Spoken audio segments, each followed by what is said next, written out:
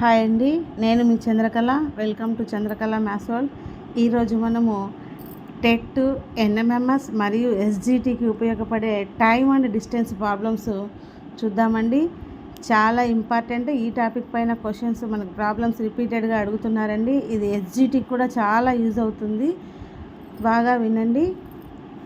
ఇక్కడ distance formula ఒకటి గుర్తుపెట్టుకుంటే ప్రాబ్లమ్స్ ఎలా చేయాలో చూసేద్దాం. Distance equals to product of speeds by difference of speeds into T1 plus or minus T2 by 60. ఇది ఫార్ములా మనము గుర్తుంచుకోవాలండి. Distance equals to product of speeds by difference of speeds into T1 plus or minus T2 by 60. ఇక్కడ plus or minus ఎందుకు అనేది, plus ఎప్పుడు తీసుకోవాలి, minus ఎప్పుడు తీసుకోవాలి అనేది చూద్దామండి. 2 టైమ్స్ అనేది లేట్ ఆర్ ఎర్లీ, అంటే రెండు లేట్గా కానీ రెండు ఎర్లీగా కానీ వెళ్ళినప్పుడు మనము డిఫరెన్స్ చేయాల్సి ఉంటుంది. అట్ ద సేమ్ టైం ఒకసారి ఎర్లీగా ఒకసారి లేట్గా అన్నప్పుడు యాడ్ చేయాల్సి ఉంటుంది టైంని అనమాట. ఎలా అంటే ఒక ప్రాబ్లం చూస్తే మీకు అర్థమవుతుందండి. Latest start problem.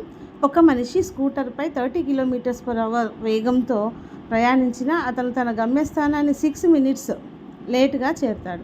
కానీ 40 km/h వేగంతో ప్రయాణిస్తే అతను 5 minutes ఎర్లీగా చేరుతాడు. అయినా డిస్టెన్స్ ఎంత చూసారా?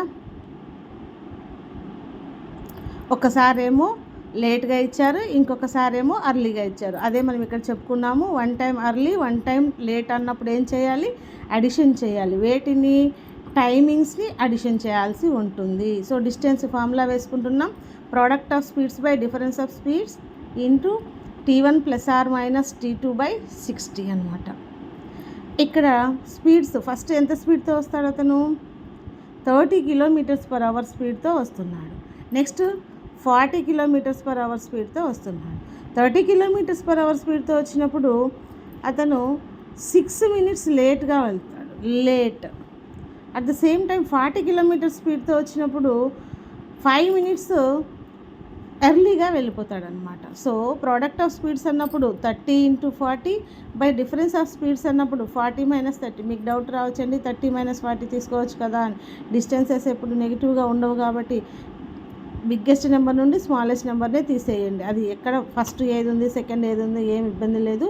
వాటి యొక్క డిఫరెన్స్ని పెద్దదాని నుండి చిన్నదాన్ని తీసేయాలన్నమాట. అంతే అండి. ఇంటూ ఇప్పుడు ఒకటి లేట్ ఒకటి ఎర్లీ అంటున్నాం కాబట్టి ప్లస్ తీసుకోవాలండి. సో T1 ప్లస్ T2 అవుతుంది. సో 6 + 5 అనమాట. 6 + 5 బై 60. 30 × 40 బై 30, 40 - 30 అనేది 10 అవుతుంది. Into 6 + 5 11 by 60. క్యాన్సిలేషన్ చేస్తే 3 1s 3 2s 0 0 cancel, 0 0 cancel, 3 1s 3 2s 2 1s 2 2s. So 2 × 11 2 11s 22 km distance వచ్చిందనమాట. నెక్స్ట్ ఇంకో ప్రాబ్లం చూద్దామండి. ఒక అతను 45 km వేగంతో వెళితే 13 minutes లేట్గాను, 60 km/h వేగంతో 4 minutes వెళ్తే 4 minutes లేట్గాను తన డెస్టినేషన్ని చేరితే డిస్టెన్స్ ఎంత? ఇక్కడ గమనించినట్లయితే రెండు లేటే మనకి. ఇక్కడ లేటే ఉంది, ఇక్కడ లేటే ఉంది. బట్ డిఫరెన్స్ ఉంది. ఫస్ట్ దాంట్లో ఏమో 13 minutes, సెకండ్ దాంట్లో ఏమో 4 minutes లేట్గా వెళ్తాడనమాట. So same formula. Distance equals to product of speeds by difference of speeds into T1 plus or minus T2 by 60. Product of speeds 45 km అనేది ఒకటి, 60 km/h అనేది ఒకటి. So 45 × 60 by 60 - 45 into T1 plus minus. మనకి రెండు late అంటున్నాం కాబట్టి compulsory ఏం చేయాలి?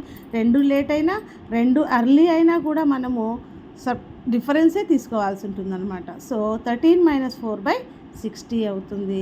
45 × 60 by 15 into 9 by 60. 60 60 gets cancel. 15 1 is 15, 3 is 45. So 3 × 9 3 9s 27 km. చూసారా? ఒక చిన్న ఫార్ములాని నేర్చుకోవడం వల్ల ఇలాంటి problems, actually distance time and distance problems అంటే చాలామందికి భయంగా ఉంటుందండి.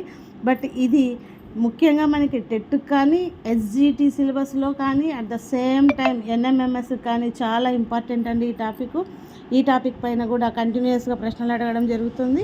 కొద్దిగా కాన్సన్ట్రేషన్ చేస్తే మనకి ఈజీగా ప్రశ్నకి సమాధానం మనం చేసేయచ్చండి.